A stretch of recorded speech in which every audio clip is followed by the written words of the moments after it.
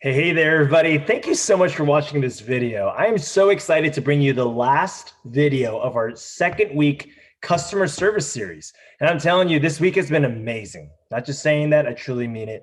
The students are super receptive, super thankful for this opportunity to learn. And once again, even if we've never met and you're following along online, I want to say thank you.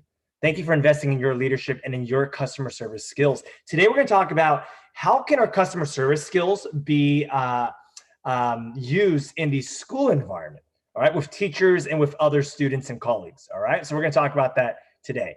Just real quick, if you haven't seen any one of my videos, we are in week 2 out of 4 weeks of leadership.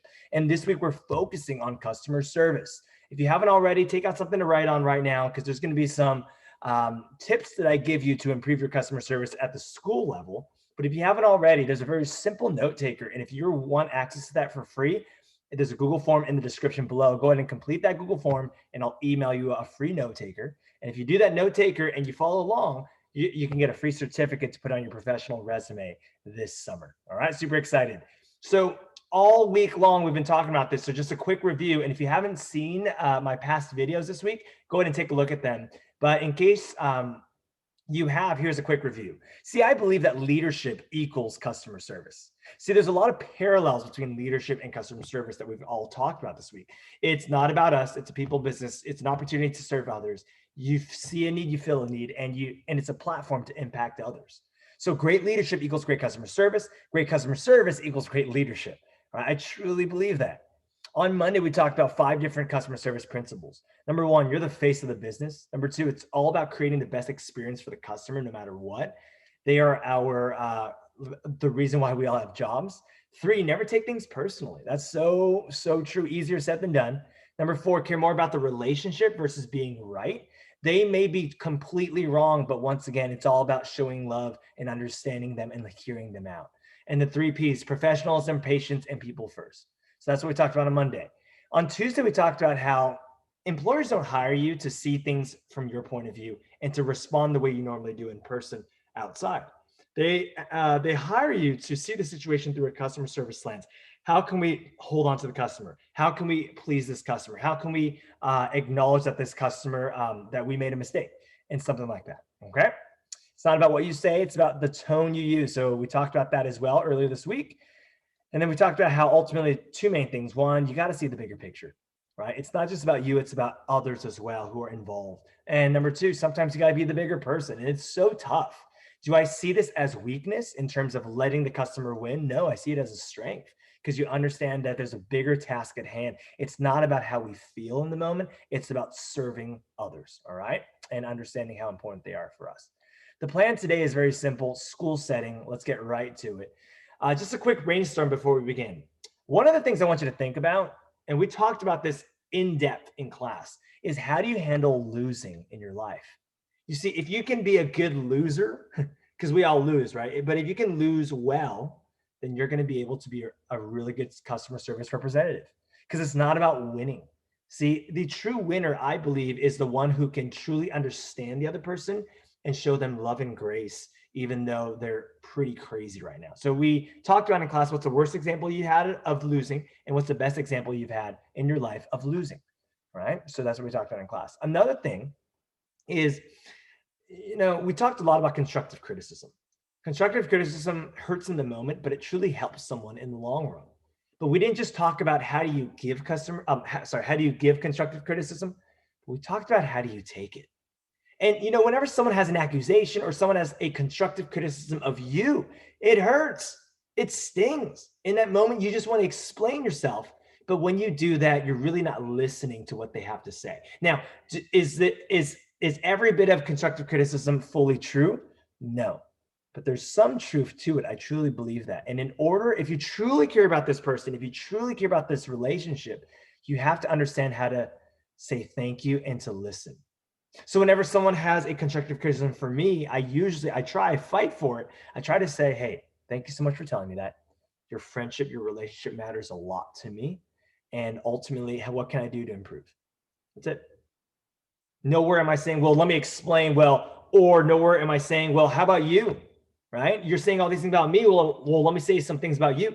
That's not what I do. And I want you to learn that at a young age. It's going to save you a lot of headache and heartache, right? In the long run, if you can understand how to take constructive criticism, if you truly appreciate and that relationship means a lot to you. So the plan today, once again, in the school setting, how does this play out? Well, the first one, teacher or friend. If you're having a bad day, if they're having a bad day and they are clearly not acting like their normal self, what do you do? This is a teacher or a friend. So in the school setting, we're about to go back into school full-fledged in the fall, full in person. And there's going to be a lot of these days in which someone has a bad day and they're obviously clearly not acting normal. What do you do? So there's a lot of answers here, but let me just sum it up here. Number one, if you can see that they're obviously hurting, I would ask. I would go up and say, hey, I see that something's affecting you. If you want to talk about it, I'm here for you, but I just wanted to check that you're okay. That's it. You don't need to change their life. You just be present. And that's huge. If you can't see it, obviously, but you know the person so well that you're like, okay, this isn't normal, but no one else knows, I just check in with them. I wouldn't mention like, hey, it looks like something's up. Are you okay? Because that can rub someone the wrong way. But I would just go up to them and say, hey, I haven't talked to you in a while. How have you been? I just want to check in with you. How are things going with you? And just leave it open-ended. And if they don't bring it up, then they don't bring it up. But the fact is, you want to check in on them and you just want to say, hey, I'm so sorry, but I haven't had the time to check in. I just want to say, see how you're doing. That's it. Okay. Even if you offer to help, but they say no, you have to understand that that helps. So many times, like I've had a bad day and a student comes up to me and says, hey, Mr. Chow, can I help you out? Even though I say, no, I'm good, deep down in my head, I'm like, wow, it meant so much to me that you understood that I wasn't acting like my normal self today. And you came up to me and you just checked in with me. It means a lot. So just because they say no, it doesn't mean that your effort was wasted. No, they may not be ready for your help in that moment. And then finally, be the friend, be the shoulder, be the ear that people need. Your presence, you hearing them out. So many times I made a mistake in the past where I would jump to conclusions and I would try to give them advice. But so many times it's just about listening. And that takes a lot of patience, a lot of leadership, and a lot of customer service, all right, at the school site. Number two, accusation. When someone accuses you of doing something that you didn't do, what's the right way to respond? Oh, it hurts whenever someone accuses you of doing something that you didn't do. It's like you feel like they don't trust you, they don't respect you, they don't understand you. So I would just say stay cool, stay composed, and this happens a lot. But you got to understand the deeper rooted issue. It's easy to be mean to someone you don't quite know. It's easy to spread a rumor and talk behind someone's back to someone you don't know. So maybe there's someone that you've talked to, but in the recent months or recent time, you haven't been able to check in with this person. It's really easy to be mean to someone that you don't know. So when the time is right, I just say talk to them. And how does that look like? So something like this. So if you heard that, let's say Bob said something about you and it hurts you when you heard that, you shouldn't just go back to Bob and say, hey, I heard what you said and that's not cool. Be careful, because once again, a lot of times it's like telephone. Someone said something that someone said that someone said, and then obviously now you're hearing a whole different story. So you have to understand to be empathetic, be nice, be respectful in your words. So I'd go up to them and say, hey, Bob, can we talk? Sure. And he or she probably already knows that you want to talk about something. So you just go up. Now, I wouldn't address this right off the bat because you kind of have to ease into it. And how I would say it is I'd say something like, hey, first off, I am so sorry that it's been so busy and I haven't been able to talk to you in a while. How have you been? And just talk. Yeah, like what have you been up to? How are sports? How are clubs, etc. Just talk to them.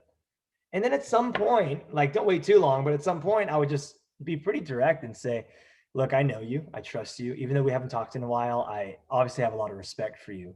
But I heard something yesterday that really hurt me. And once again, I don't know if you actually said this, because once again, I'm not going to believe everything that I hear.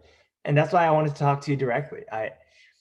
But I heard that, or someone told me that you said this. Now, even if you said it, I want you to know that I forgive you. And I just want to talk about it. And I haven't made all the right decisions. And I just want to kind of explain. myself. Oh, well, I did say that. Yeah, well, that's okay. But going forward, if you can just stop saying that, I would really appreciate that, because it just hurt me so bad when I heard that, because it's not true. But once again, I give you the benefit of the doubt, and if you can just stop it now, we're good to go, right? And then you can always get teachers and counselors to help you out in case that doesn't work. But that's pretty much it. It's all about the tone. It's all about approaching someone with respect and love and saying, look, I care about you, right? And I know that you didn't mean it, but it hurt. And if you can just not do that, that would be the best. Okay. And finally, at the very bottom, give them a chance to explain and then forgive them. Okay. So thank you for listening to how I would solve it with my customer service skills at school.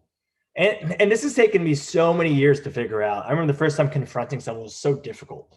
But over the years, I've learned that it's not a bad thing. It's all about how you do it. Number 3, a teacher or a friend. Last one, someone has a different personality than you and does not seem to like you. You know, it's really interesting. That's how usually people don't like each other, when they're different, when they're being compared, when they have a different personality.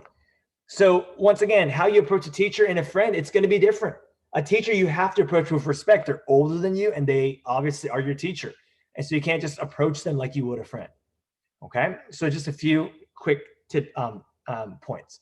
Number 1, if a teacher and you had just a misunderstanding or like differences in personality, I would just start with a thank you. You see, it's really difficult to hate someone that you don't even know well. But if you're nice to someone, it's really difficult to be mean. It's really difficult. And that's huge when it comes to customer service and leadership. When you say thank you, it starts breaking down the walls. Oh my goodness, I shouldn't have acted this way around this student, etc. So you give the teacher an opportunity and to respond. And if you're afraid of like saying it or saying thank you in person, send an email. An email is so easy. You can say, hey, thank you so much for this lesson. I just want to say I appreciate all the time and hard work you've put into X, Y, and Z. Okay. And that can go a long way. The next day, like you'll walk in and the teacher like will probably look at you and say thank you. Because most students don't do that. All right. So once again, break down the walls. Okay. Email is another way to do it.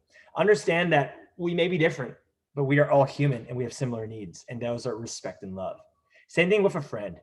Hey, I don't think I've ever got the chance to talk to you.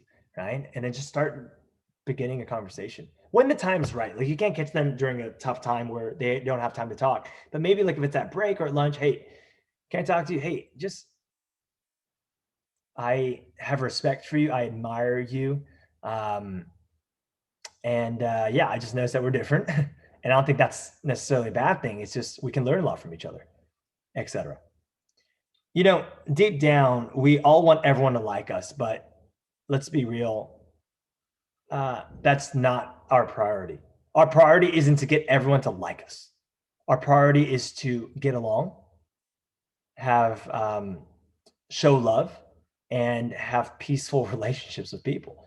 But that being said, so many times we don't have that. And there are some arguments and there are some differences. And I'll leave it off of this.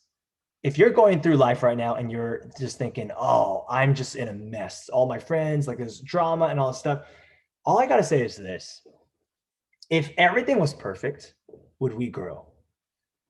Because all I've ever wanted growing up was a peaceful life, no arguments, no differences or anything like that. But when I look back at my life, I think, wait a minute, it's through those differences, it's through some of those tough conversations, some of those tough arguments that I've grown the most and other people have grown the most through. In the moment, we don't appreciate it, but in the long run, we do. And looking back, it's beautiful. So thank you so much for listening. And I hope this helps you as you go back to school in the fall. We'll do some more stuff like this before school starts. Okay. If you haven't already, please consider subscribing and joining us on this awesome mission to learn more about life skills such as leadership. And next week, we begin four lessons on leadership when it comes to diversity and inclusion. So I truly hope that you can join us then, and we'll see you next time.